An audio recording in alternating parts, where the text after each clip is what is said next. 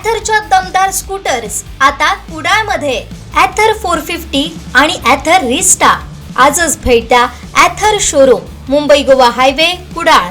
Hotel spice कोकणच्या समोर. संपर्क 9730 10 64 77.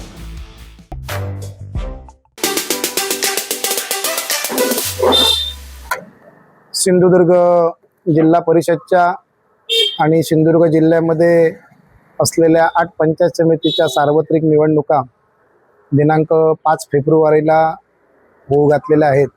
आणि मी 32 घावनाळे जिल्हा परिषद मतदारसंघ मधून या शिवसेना धनुष्यबाण या चिन्हावर निवडणूक लढवत आहे.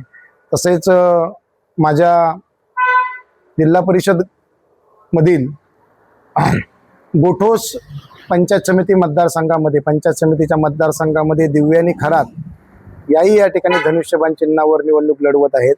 आणि घावनाळे पंचायत समिती मतदारसंघामधनं अर्चना घावनाळकर ह्या भारतीय जनता पक्षाच्या कमळ या चिन्हावर निवडणूक लढवत आहेत. हा मतदारसंघ अतिशय ग्रामीण भागातील मतदारसंघ आहे.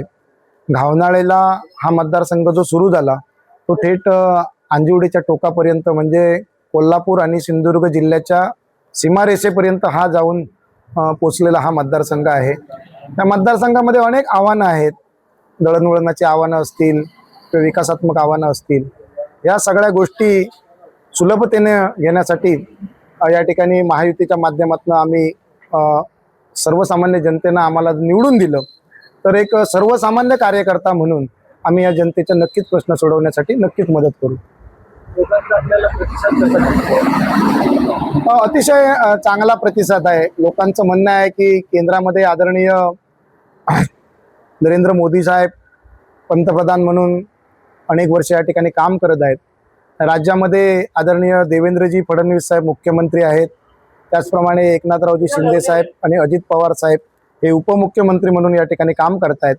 आणि या सिंधुदुर्ग जिल्ह्यामध्ये त्या सिंधुदुर्ग जिल्ह्याचं आपण ज्यांना नेतृत्व मानतो किंवा सिंधुदुर्ग जिल्ह्याचे आम्ही नेते मानतो ते आदरणीय आमचे माजी केंद्रीय मंत्री माजी मुख्यमंत्री आदरणीय राणेसाहेबांचा हा जिल्हा आहे. त्यांच्या नेतृत्वामध्ये आदरणीय नितेशजी राणेसाहेब पालकमंत्री म्हणून या सिंधुदुर्ग जिल्ह्याचं काम बघतायत. आणि आमचे या भागाचे आमदार आदरणीय निलेशजी राणेसाहेब चांगल्या पद्धतीनं काम करतायत.